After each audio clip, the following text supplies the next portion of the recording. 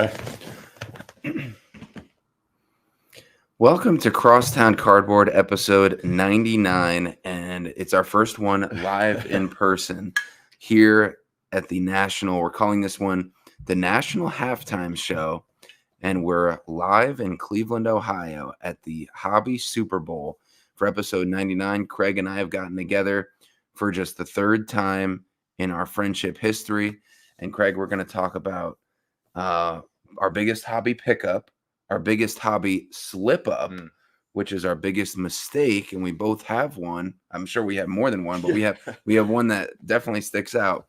But Craig at New York City Sports Cards, the math teacher, the soccer coach, and myself, Carmine at Carmine's Cards, the sports storyteller in Greenville, South Carolina.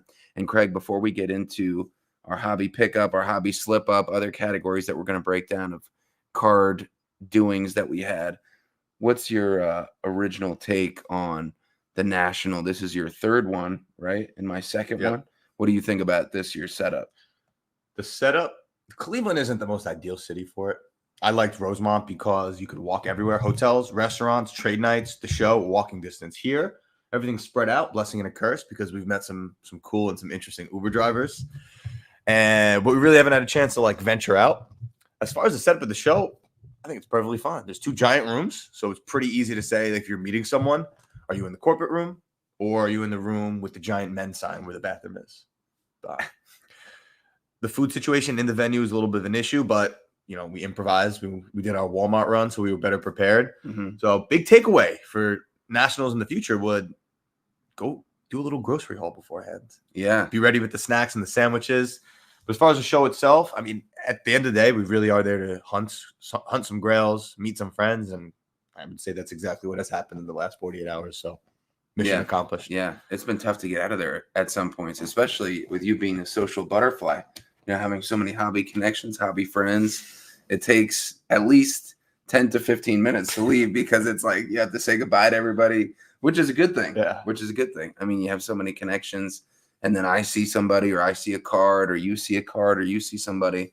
But yeah, we noticed on the first day when we both got in here on Thursday that we were trying to get food, and it took an hour to get through this long line. And I mean, at a certain point, you can't do anything about it because there's just so many people. So we got the sandwich meat, we got the cold cuts, which we still have to make here recording on Saturday before we head back out to the show. So what do you want to get into, Craig? What else do you let's talk about the trade nights first, or the after show of the National, because we got the National vibe again, and an incredible setup as far as the sheer number of tables. Yep. And then you also had the area where we recorded with our buddy Sam Evans. That was cool. We've had on the podcast before, the sports card collector on Instagram, and he's interviewing a bunch of different podcasters or people in the hobby about their what they like and hobby rapid fire questions. Yeah. And they were in an area of like an arcade style. It did feel like an arcade. That's a great way to describe it. Yeah. So how would you describe that area of the National? That area is probably your best opportunity to run into if you geek out over these your hobby heroes, so to say. Or I mean, just perfect example. Sam's interviewing us, followed by us was Gary V. And followed by Gary V was Iowa Dave. Yeah. How about that for a sandwich? So just get into the cards, I guess, because that's another takeaway from the show is you hear people say you go to National to find grails, and then you hear other people say you go to National to network and meet people. Yeah. And networking and meeting people has been crazy. Mm-hmm. But I think it starts with the cards first because I had no plan. I walk around aimlessly, hoping to just spot what I like. And along the way, you see a friend here, you see a friend there, and just kind of the conversations happen organically. Yeah, that's definitely true. So what do you want to get into on the cards? Do you want to talk about biggest pickup, biggest slip up, or do you want to talk about how about you broke the seal with this card? What happened with that? First deal's the hardest, right? You just want to get the first deal in the book. So what am I really looking here for? New York Knicks cards, which I'm obsessed with this 5-card stack of Knicks cards I got. Mm-hmm. And you're looking for cool, unique stuff you can take home with you for whatever reason. PC, flip. So my first deal, just again, got to break the ice, was this Ralph Sampson from Crown Royale, a 1/1 game-worn chunky patch with the sticker auto, but I like it because it's the old school Sacramento Kings patch. So for $150, a one-on-one patch out of a Hall of Famer felt like a decent way to, okay, first deal's in the books. We're back, baby. And I mean, probably not a PC card, but this set me off because after that I was cooking. That's all I got. Is that an eBay card? Yeah, eBay 101 for sure. Okay, that's right up your alley. And by the way, bringing the energy the best we possibly can right now. 2 straight days at the show, trade night. It's 8:30 in the morning. I am gassed. So Yeah. we're giving it our all for this, and then we'll hit day 3 for the show. Yeah, that's definitely true. We're powering through, which not that it's a bad thing. It's just like natural energy level. Yeah. Let's talk about that real quick because the trade nights, we're going or after shows because we're going from the national. We have our lunch pack now, and then somehow a quick dinner at the SoCo Expo. Also, great that they provide Amazing food. event. Yeah, we got to hype that up. We talked to Scott, who put together the SoCo Expo, which is all mainly soccer cards in a high school basketball gym? I mean, what? Like a local, not like YMCA, but Reminded me of CYO basketball. Yeah, kind of like it wasn't a gym floor, but the type of room they probably have other event spaces there. Yeah. So what do you want to say about the SoCo Expo? I will say seeing people at the IX Center in Cleveland wait online for the after show. Mm-hmm. Remember the analogy I made was like if you go to a baseball game and sometimes maybe there'll be like a concert after the game. The way the National was set up was like, imagine you went to the baseball game, you had to leave the baseball game and then re-enter to see the after show concert. Mm-hmm. Luckily, we had wristbands thanks to some friends that we were able to. We're still waiting in a line, but not that huge line. Yeah. Listen, if you like seeing a lot of the ultra modern stuff and the football and like everywhere you look, Kaboom's downtown's like trade night was popping, right? Mm-hmm. Knowing that I don't know, I feel like my interests don't cater to most people, so the national trade night for me wasn't really it. Okay. I love it. The setup was super cool. It was pretty comfortable down there considering how many people there are. It was basically in the basement of where the venue was. It was crowded, right? There was it was packed. I took one lap the first little bit. Yeah. We're lucky we had real estate, but I took one lap around the room and I was so overwhelmed. Mm-hmm. So we had left that first night, and for me, the second night went straight to the SoCo Expo, the soccer event, and I thought that was absolutely incredible. The best way I would describe it in one word is comfortable. Mm-hmm. Comfortable. I could charge my phone on one side of the room, walk around, and not worry about that. Imagine doing that at the National Trade Night. Yeah, No I chance. thought about it. No chance. And I was like, no, I can't. Yeah. I can't leave it. But yeah, even though I didn't like soccer cards, that's not really my thing. I felt a very like homey, welcoming, comfortable vibe with everybody. There was like at the SoCo event, you probably had close to 10 different countries represented. I bought a card from someone from South Korea. You had an MLS player ripping live wax yesterday. Okay. There was food, there was drinks, there was dessert. Pretty perfect event if you ask me. Yeah, it was great. And who was the welcome committee? Big Ken. You walk in, Big Ken with the prime real estate in the front. How funny was that when we walked in the first night on Thursday night and we see our buddy Big Ken, my roommate, sports card lessons, just posted up in the A1 #1 first booth when you walk in his lifeguard chair. And he's just like, yeah, I do this. He wasn't surprised. I would say in that moment, Ken knew he was him. Yeah. He's definitely him. But what you said about the trade night, so when we were set up at the trade night in the basement of the National, basically, on the first day that we got here on Thursday, we immediately found a table, posted up, and some people were coming by. But then to me, at a trade night, it's also tough with the sheer size of that trade night because there's so many people that you can see their stuff laid out. Like there's so many people at tables. Where do you begin? Yeah, it wasn't like the Wolfpack trade night last year where there were, 30 tables that you could set up at. There's like hundreds of tables, like probably more than 100 circular tables and other areas that you could set up at. So there's not really that many people coming by because there's so many tables to look at. So my approach when you went to the SoCo Expo and didn't go to the National Trade Night, and I was solo at the trade night, was just walk around, see whatever I can find, and then if I see a card that I like, try to approach that person, strike a deal, and maximize my number of interactions by walking around instead of setting up. And I did find some stuff Hey now. that maybe I can bring up. That could be a good section of this show. By the way, the trade night, I should give them a lot of credit. I want to give them a lot of credit because like I'm friends with the people that put it on. It was incredible for me, like for the types of cards I was looking for and the environment I needed. It wasn't for me personally. But like it was crowded. That's a good thing. Yeah. People are interested. It was an incredible event. They had like, I think the PSA had a setup there. They had Josh Gordon, NFL wide receiver, was ripping products live at the trade night. Okay. So it was an incredible event. I got to give people a lot of credit who set it up. Yeah. And you obviously did well.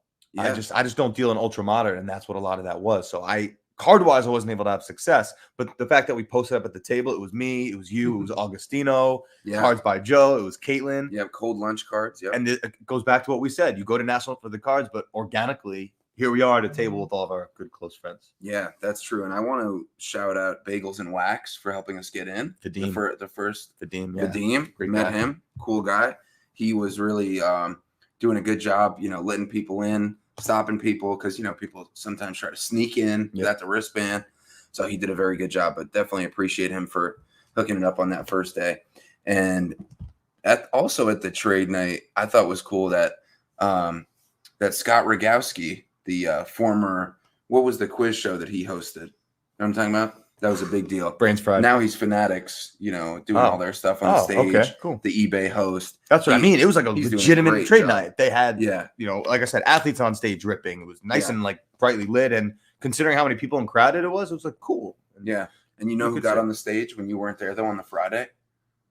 I got nothing. Our buddy at SL_PC_ Steve. Father of 8. Father of 8. And I met him in the airport on our connecting flight at LaGuardia, listens to the podcast, which, by the way, we've gotten a lot of love. A lot of people coming up. At least 10 people I've talked to have said that they enjoy our stuff, which is really cool. One guy I met in the bathroom, or not in the bathroom, in the line to the bathroom. We separated before we got into the bathroom. Okay. Keep it professional. But no, it was Matt from Alabama. I want to give him a shout out. Great guy. And he saw me in the bathroom line. He's like, "Oh, Carmine, wow, I love your stuff. You and Craig."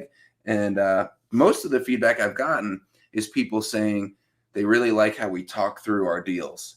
I guess that's what we have to do. Which we will get to. I just wanted to mention the National Trade Night and what I got there. Because I think for the most part, yes, like modern football, kabooms, downtowns have been incredibly popular. But I did find some cool stuff, especially on the Friday when I kind of got to separate from the pack and do a little wheeling and dealing. Our buddy Koopy Cards, Jeremy Cooper, we saw him, got a couple things from him in a trade, picked up this Tracy McGrady Ultimate Collection 3-color. What are we calling this? Is it a patch? Trim. The trim. We came up with a new trim. The trim. So I got that Tracy McGrady, numbered out of 75. That's game used. Really cool. Maybe we should talk about our George Mikan. Yeah, we're just gonna in a second. I mean, that was one of your favorite pickups and mine. So let's tie that in together. Let's tie that in right after I'm gonna go through the rest of these pickups, then we can hit the George Mikan. I also got this Jalen Hurts rookie auto field pass at a National Treasures, which is pretty cool, numbered out of 10. And I traded my Giannis patch I got from you, which you mentioned in the last episode that we might be working a deal on. We ended up closing it. Yeah, so I got that. We're good for one deal a show. One or two. Yeah, we at least have to have one deal. So I got that. Traded the Giannis patch plus a Kobe rookie and 330 cash for this Jalen Hurts rookie auto. I like the field pass set just because it's got that horizontal artsy feel to it, and great rookie class with Hurts and a bunch of the other guys, 2020. Speaking of quarterback rookies, I picked this up for straight cash. This Brock Purdy rookie Leaf auto with the inscription Mr. Irrelevant 2022. So pretty cool. Numbered out of 99. And just a nod to him being the last pick in the NFL draft, of course, and then stepping in, leading the 49ers to the playoffs and he wins. Going all the way to the Super Bowl, last year. So nobody would have thought he would have came in for Jimmy G, Trey Lance, and then he was the guy coming from Mr. Irrelevant. So, I'm a sucker for the inscriptions. So I got that. Devin Booker, game used, 2-color flawless patch, gold, numbered out of 10. I'm a fan of that one. I really like letter action, a little letter and 3-color action. Got some letter action, similar to the Giannis I got from you. So I really like this one. And I picked this up from a father and son. The dad is a cop in Arizona. So, of course, Phoenix Suns connection. His son is 26, got into the hobby, and they have a clothing store in one of the malls in Phoenix, but he got his dad into the hobby. And this is his dad's first national. They came here together. They were set up at the National Trade Night, and I traded a Shaq 1992 Topps rookie in-person auto with a PSA 10 auto grade for this. Which you had 3 of. I had 3 of those. I picked those up at the show. Easy. The father-sons, by the way, I know, like I would say I interacted with maybe 5 to 6 to 7 father and son duos. That's just really nice to see. Mm-hmm. Some of them the kids are into and the fathers aren't. Some of them the fathers aren't and the kids aren't. Something to do it together. I just enjoy that. As someone who grew up collecting like with my dad and my grandpa, I could really appreciate that. Yeah, the tickets. Yeah. You know. So I got that. That was really cool. And then I was expressing the same thing, how happy I was that he was sharing that with his dad. I picked this up, PSA 10. This is a TJ Watt Prism rookie, which I found out. I should have known. I felt a little ignorant to the fact that Only silvers. I was like, I was like, oh, this is a silver, but why doesn't it say that on the label? Must be your first time here. It's my second national, but I guess I'm still a rookie with that. But as is TJ Watt. I know. So I found that out. That was good info. I was like, oh my gosh. You're gonna do it now? We're doing this now? Not know that. Yeah, so this might be a good segue into our George Mikan connection. Not a name I had in the back of my mind. I don't know if I've used George Mikan's name in the last year. Have you done the Mikan drill? Remember that? You go back and forth doing the layups on your side? You know what? I did play basketball for the first time in many years recently. I was just at the gym at Equinox, and I was doing the Mikan drill. A little right, a little left, a little right, a little left. So I guess that was foreshadowing what yesterday was going to look like for us. So how would you set this up? What set off our George Mikan coincidence that began this journey? When we did our interview with Sam, the sports card collector, who we've had on here, Sam Evans, one of the questions he had was a rapid fire. It was like a buy, sell, trade, giveaway. And the options were like the Hank Aaron rookie, the MJ rookie, the Mantle 52, and the George Mikan 48. Yeah. And he said George Mikan was getting no love. And I said I would give away the George Mikan to someone who would appreciate it. And then you said keep the George Mikan. Yeah.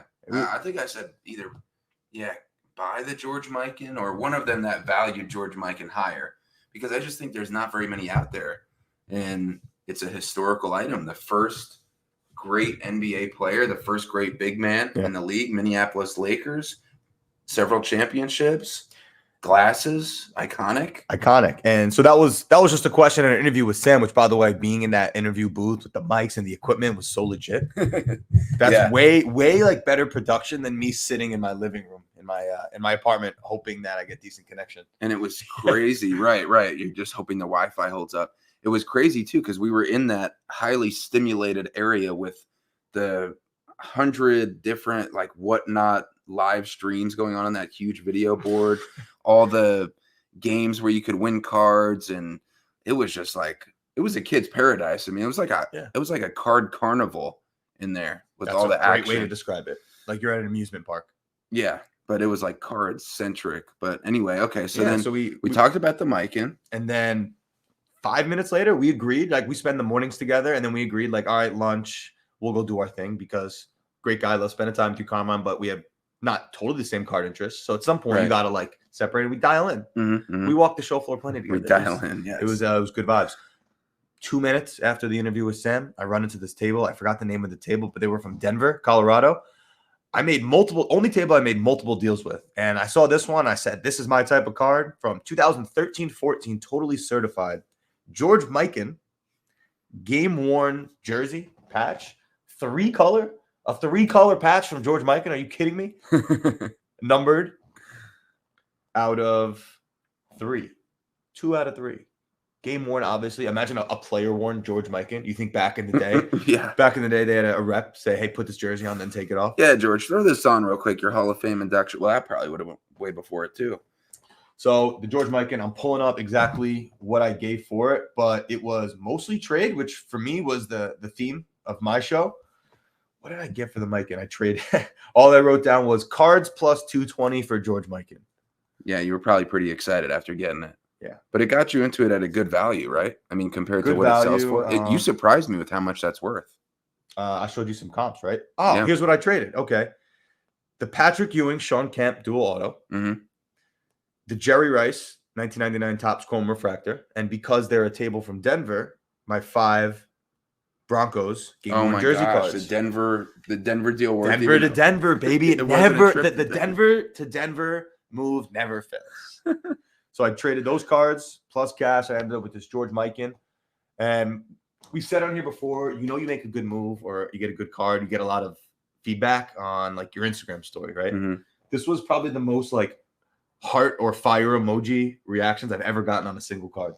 Ever? I think so. Wow. You just don't see this. So you go to National to find the unique things. Where the hell else are you going to find a George Mikan 3-color game worn jersey card? Yeah. That's So- sweet. With the yellow, gray, And like white. the faded purple, gray, whatever it is. Could be purple, yeah. It's I'm not not sure. something I expected to find, but pretty epic card. Gonna hold on to this one, I think. Yeah. And that's one for the right person. They'll pay what it's worth for. So Talk about yours. yeah, so in the other part of the deal with Koopy cards, Jeremy, at the National Trade Night, same day you had gotten the George Mikan 3-color patch, and we had talked with Sam about George Mikan, and I valued him strongly as a pioneer of basketball. I ended up picking up this George Mikan auto at a National Treasures. It's Souvenir Cuts, George Mikan, Timeless Treasures, 0910, numbered out of 25. And it's a really nice silver auto in an SGC 9.5.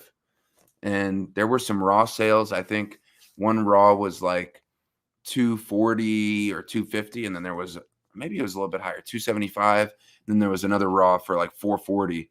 And so we traded this around a $400 value in an SGC 9.5, which I thought was Tough grade, thick card. yeah, which I thought was pretty good. And you don't really see very many George Mikan autos that are issued out of a product, especially National Treasures. So that was pretty cool with Timeless Treasures. Is that National Treasures when it's Timeless Treasures? Playoff National Treasures. Yeah. Oh, wait, let me see. So the Yeah. label says Playoff National Treasures. We seem to have a mislabeling by SGC. Breaking news. Oh my gosh. Breaking news, they mislabeled the slab. Oh no. The slab says Playoff National Treasures, but this is in fact from 2009, 2010 Timeless Treasures. I can understand the mix-up. Don't let it take away from it. No, it doesn't. Unbelievable. It doesn't. But that is good breaking news right here at halftime. Yeah. It is the halftime show. I mean, that's good reporting. So I got that, and then we had this could be a great thumbnail. Ooh, that could We'll see how it ends up, but with our George Mikan patch and George that Mikan could work. patch and autograph in the same. Isn't that wild though Yeah. that we have this interview with Sam and he mentions George Mikan, and Yeah. then somehow in that same day it's like it was planted into our brain. We both ended up with George Mikan. Yeah. Okay. So, okay, what do we want to Should we talk get about into next? this? Yeah, go for it. There's a point I want to make, and this is why National's different. You think about how many professional sports teams there are. The New York Knicks make up, let's just say, less than 1% of all teams, right? Mm-hmm. So, Right. so there's probably significantly less than 1% of the cards in the room are New York Knicks cards. Could you agree with that? Yeah. Less than 1%. And then you take every New York Knicks card in the room, probably less than 1% of the cards of those that I want. Mhm. Is that fair to say? Yeah. So think about the chances of me searching this big ass show and finding the exact type of New York Knicks card that I want. It is truly a treasure hunt. So to come away with a pretty substantial upgrade to my Knicks PC feels very accomplished. Yeah. I sat out there. I'm like, I need Knicks cards. It's got to be the right cards. And these are the top 5. I have over 10, but these are definitely the top 5 You have 10 that are going into your Knicks PC? that I'm coming home with. Okay. But these 5 you think are PC? I think so. That Amari might. Well, All right. Spoilers. no, I'm just trying to push back a little bit. Okay. I Let's think go. definitely 1. No, definitely 2. I would say I have the top 2 that I think are PC. I'll start with the simple ones. This was a pre-lined up deal with Joey D Cards, who, by the way, early submission for all national team. First Oh team. yeah, we will. And by the way, just to real quick say how our layout's going to go. So we have this episode 99 of the halftime. Our plan for episode 100 is still to speak with a We'll bunch try to of do that. our hobby friends, who are also our real friends. Yes, at this point, it's hobby friend turn real friend. And especially when you meet up in person at the National, like us, like, with some of our hobby friends. Ooh, you know what was really strong this weekend? Who was that? The Daps. Just like yeah, Daps in general. Strong weekend for Daps. Great Daps. Yeah, great really Daps. That might be a factor in our first team all national. Dap quality. I didn't even consider that. So just think of that. So we got this episode, then episode 100, where we speak with a bunch of our different hobby friends and what's their best pickup or how they like the National, their view of it. And then the next episode will be we'll be in separate screens again for episode 101, but that'll be a more in-depth, like fully formed recap of the National instead of halftime. But okay, so you got your ready for cards. this? Episode 101, National 101. Oh, wow. That's good.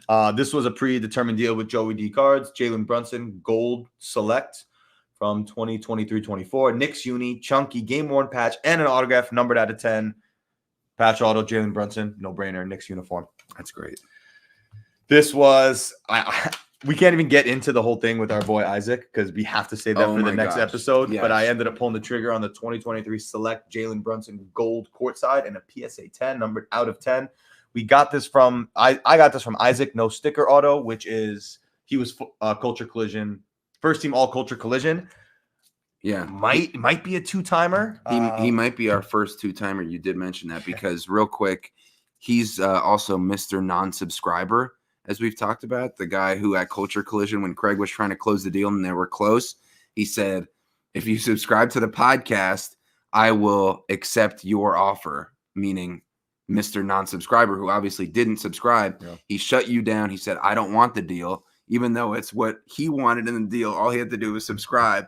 He said no, and then he shut you down on the no sticker auto trade because you offered him a sticker auto. Then we saw him in person here, and I loved when we told Iowa Dave this story, and he was just cracking up because he listens to the podcast also, and he's like, "That's just so funny that this guy shut you down." But I'm so happy that you got a deal done finally with him. The same guy I got the George Mikan patch from Denver is where I ended up with 2012 Panini Flawless Amari Stoudemire Chunky Knicks patch. That's nice. A sneaky jersey numbered 1 out of 25. So I had a deal lined up with a friend of mine from New York, Adam, who is an Amari collector. So I had an Amari patch for him, which would leave my Knicks PC with 0 Amaris. Enter guy from Denver, and here we are. And that's first year Flawless. 2012 in a PSA 9, which I don't really care about, but jersey number 1 out of 25. The jersey number just seems to find me. Mm-hmm. I'm going to trade for that one. Yeah. It does. That one, it does seem to find you because it was the same guy as the George Mikan, and he was so easy to work with. Look what I traded: the Ewing patch, Larry Johnson autograph, that letter A patch, the Hawks, UCLA quad patch, a Ewing Tyson Chandler dual jersey, and $20. And what did you value the Amari at? He had it at 150, but these were all cards I wasn't really that interested in. Is that a fluff and stuff? No, because the stuff, you can't do a fluff and stuff with one, right? Fluff and thing. We said. It's PC, though. We're calling that. No. I think this is borderline PC. I don't know. took 3 Knicks cards and I consolidated into one. First year Flawless Amari Chunky jersey number. Are you an Amari fan? I'm a Knicks fan. And he brought us back to relevancy. I think this could be something, if you put out at a showcase spectacular, that you end up moving into something else. Right now, I'm going to enjoy it. Okay, good. This one, 1999 Fleer Brilliance. If you know, you know. Larry Johnson, not quite the 24 karat gold numbered out of 24, but still the gold mirror out of 99. What was cool about this one, again, a set that kind of just, if you're familiar with, you know, it's pretty iconic, it was around that section with the good value boxes. I thought they were good value boxes. No, you did well in those value boxes. Another guy, and we're not talking $1. It was like the $20 and up value boxes. So this was sitting in a $50 and up value box, which, I mean, at that point, it's not a value box. This is just your $50 and up inventory, you know. But this one wasn't out. But I was talking to a guy, just making good conversation, probably for 20 minutes. So he knows I was a Knicks fan, and I'm looking through the 50+ value box, and this was the last card in the box, and it wasn't even out. You had it behind him. So you just ask, you talk, you keep looking, and you're patient, and you come across Knicks cards that you don't really get a chance to see. Mm-hmm. Yeah, that's cool. I know you said if you know, you know. I don't know. Yeah. But you educated me on that, and that's pretty cool. We're here to put you onto some game. I found out with the 2017 NFL rookies, and how did you know? You're not even a football guy. You're just a hobby guy. I do this. Okay. Jalen Brunson was my last pickup. Now, this was cool because Joey D cards, once again, he knew he saw a Brunson flawless in the room. He couldn't remember where it was. He remembered approximately where it was. So he's helping me out. Mhm. He's not looking for stuff himself. He's helping me out. Yeah. Walking around, he has an idea of where it is. And just before we see it, I run into Caitlin, Cold Lunch Cards, who's set up behind the table. Not like her own area, but she had one showcase. So, it's good to see Caitlin, catch up, former podcast guest.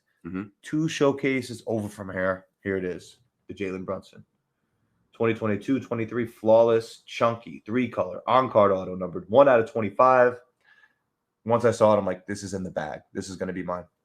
So you convinced me to take the Michael Jordan LeBron SP Game Used dual jersey with me. Rachel closed the deal. Rachel did close the deal. Your wife. Yeah. I was able to trade that, the Joe Montana helmet, and let's see how much cash. I have this written down somewhere.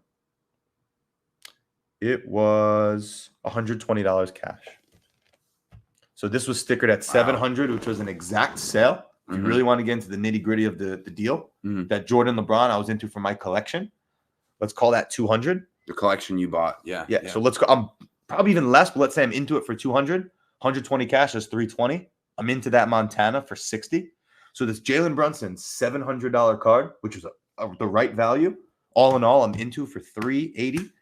And it's my single favorite pickup of the weekend. And I'm gonna enjoy the hell out of that card. This is definitely PC. This is the one out of the 5 that I was like, no brainer. That's not gonna move. And it's numbered 1 out of 25. I don't know if you mentioned that, but that makes it even cooler for a collection piece to me. And I have 2 Brunson flawless patch autos now, and I need more. The 3-color was a necessity. Now that other Brunson patch auto, is that on the market? I know that's jersey number 11 out of 15. No. Stop. That's PC. You're going to build him a statue. He's going to have a statue in front of the garden. That's a hot take here on the which if he wins a championship, I agree. When? Okay, yes. When?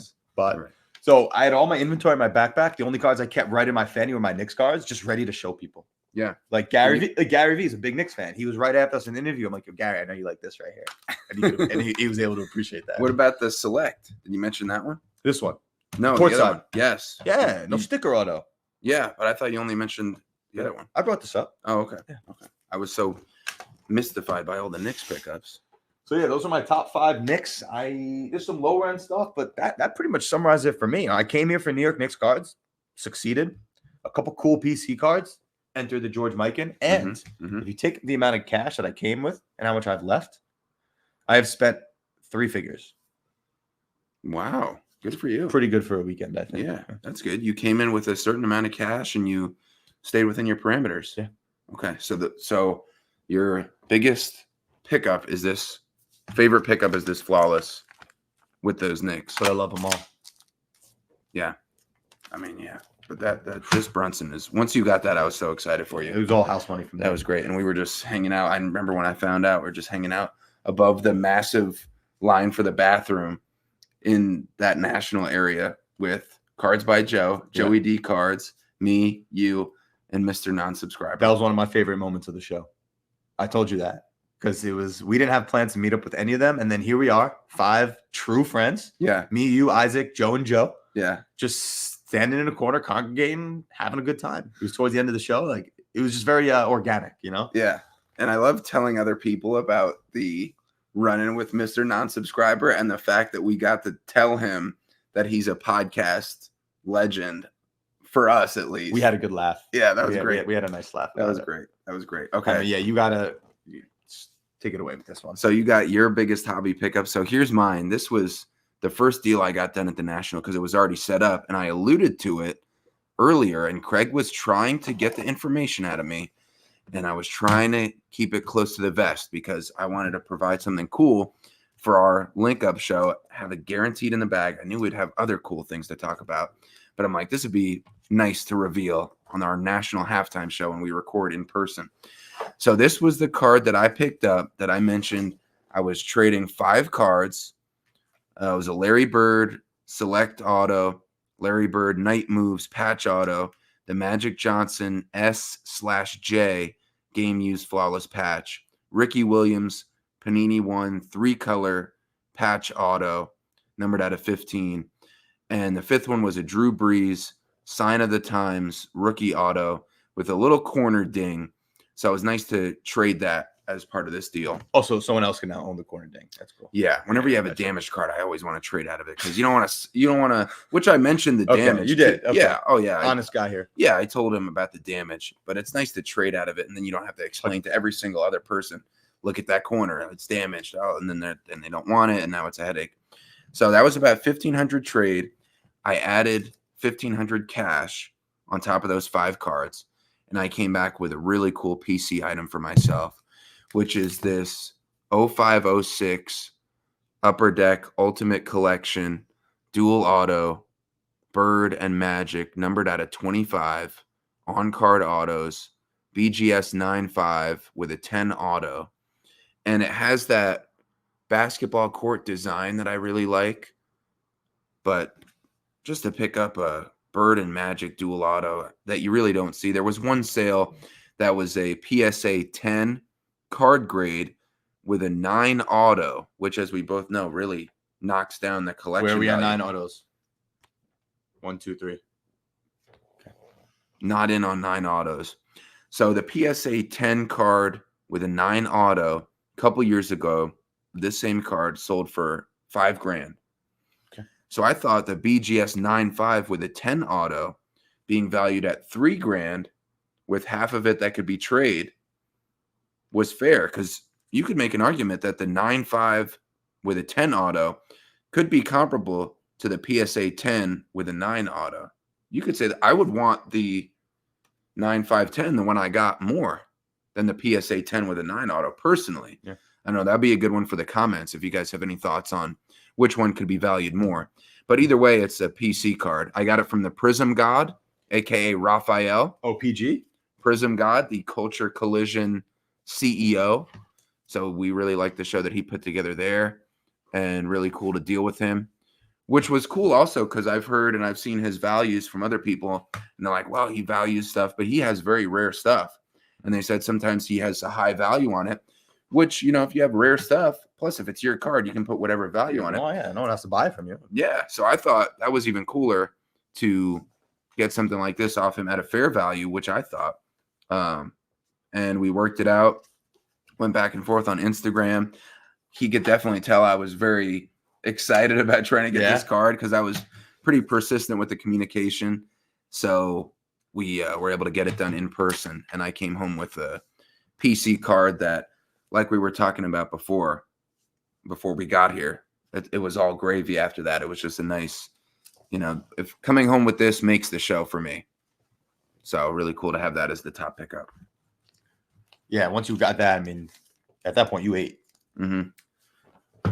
Yeah, it was good. We want to hit the slip up. Do you want to? I want to. I know we've recovered from yesterday, which the slip up was. But I also want to get to the show. I know we're going to get to the show, but I think let's mention this and then we'll wrap it up. We'll head out. But because this is good info to share for other people that they can learn in their hobby journey. This is all, I should start by saying this is all positive. Anything you see on like on Instagram, the traffic's bad, the no service, trade night, like miss me with all of that. I have had so much fun for 48 hours. Yeah. How could you possibly not? Those are like legitimate things that could have made the experience better, but overall it's still a plus. Like you can't let that detract and make it seem like it's a negative experience overall. It's still great with some roadblocks, but it's like if you're driving and you hit some speed bumps on the way to a game at MSG, like, all right, there was something. You're still going to MSG, right? It would have been nice to maybe go to like a nice dinner while we were here, but cards. Yeah, we don't have tonight to do. We'll have to have our sandwiches. Yeah, we'll have sandwiches while we walk the floor. We'll be fine. Slip up. All right. I am done buying and selling Lamine Yamal cards. I'm just done. It's just done. If you've listened to the last few episodes, you know just the roller coaster of emotions it causes. This time around, and he's the 16-year-old Spanish soccer player.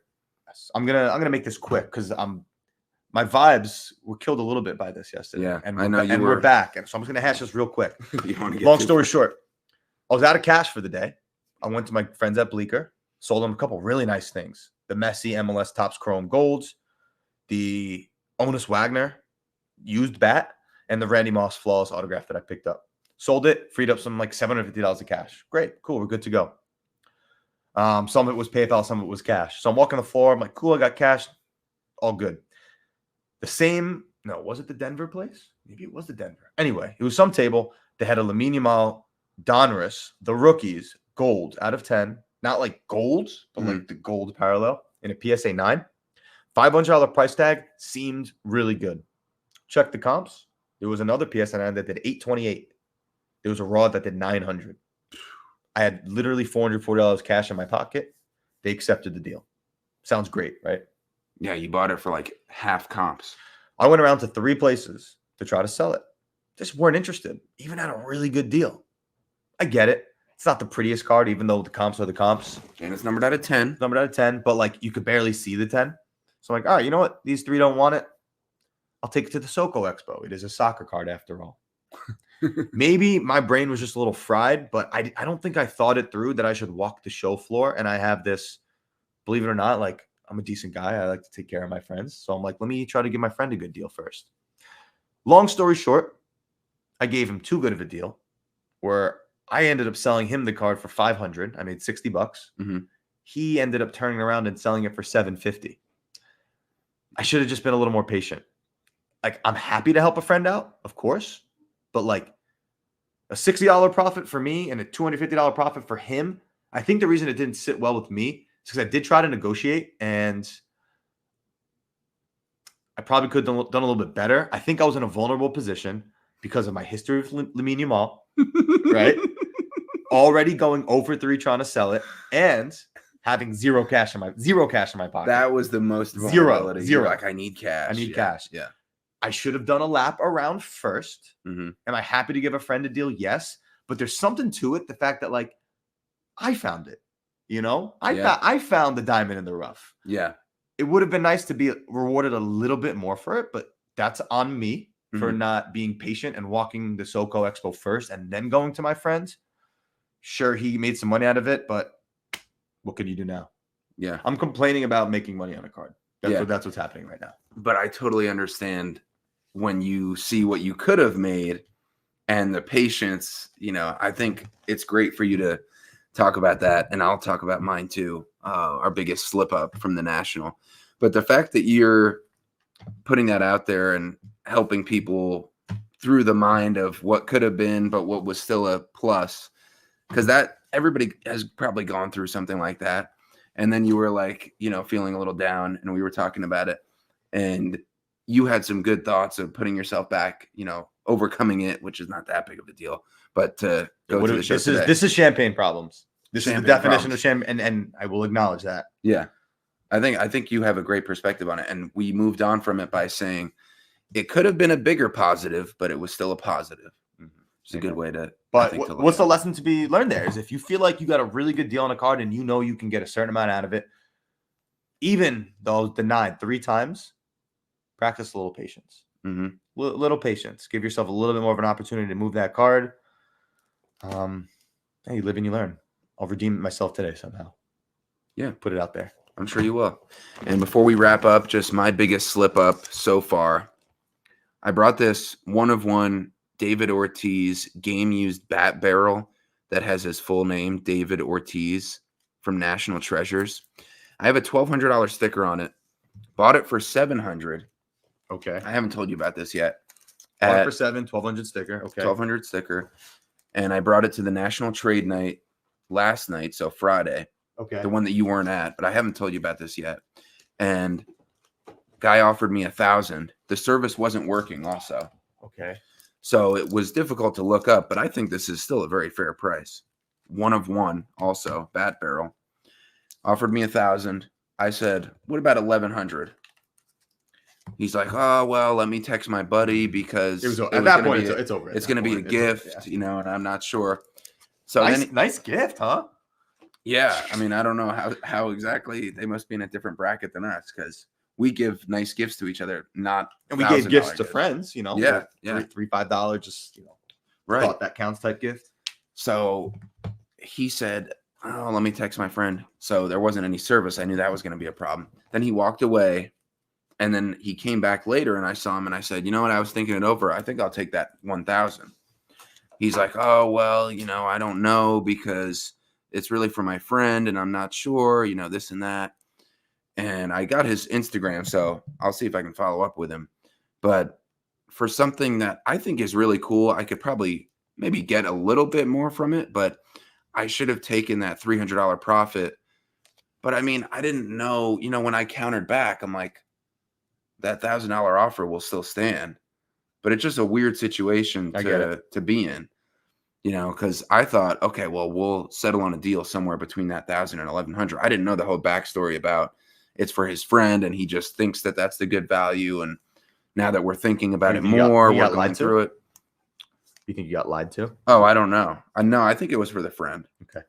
But so I was a little disappointed in myself for not being able to get that $300 profit, I guess it was greed, but not really. I thought it was just a negotiation, but the fact that negotiation didn't pan out was a little upsetting now that I could have had $1,000 more and a $300 profit off of this. Well, the instincts is when someone makes you a deal to counter. Yeah. But what do you do when that initial deal works for you? Right. Sometimes you just don't ask questions and take it. Yeah. That's a good point. Situational awareness on that when the initial offer could work. Yeah. So but we're gonna bring that energy back up. Yeah. You still have it. Someone will like that. Yeah. Great collection piece. One last card I want to mention because I got it at a soccer event from someone from Germany. It was a 2018 select Carry-On Johnson True Black rookie card 101. eBay all day. Lions fans gonna love that card. Yeah, that's a huge 1-of-1 rookie select. You know what I love? A nice clean deal. He had it at 175. I just put 150 cash on the table. I'm like, how's this? Boom, handshake, done. The simplicity of a easy deal. That's what I should have done with the Ortiz. Just accepted the offer, but ironically enough, at 160. Ironically enough, you had roughly $300 profit left on the table, as did I.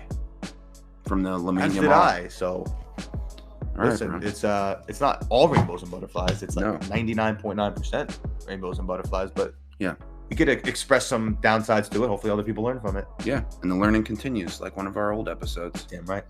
All right, bro. Off to day 3. Let's do it. The National Halftime Show, and then we'll have episode 100, which will be a bunch of our hobby friends, and then episode 101, which may be the National 101. The National. That's genius. That's a great tie-in. So that'll be our full national recap. But hope you guys enjoyed this one, our first in-person episode, and we'll see you soon. Peace.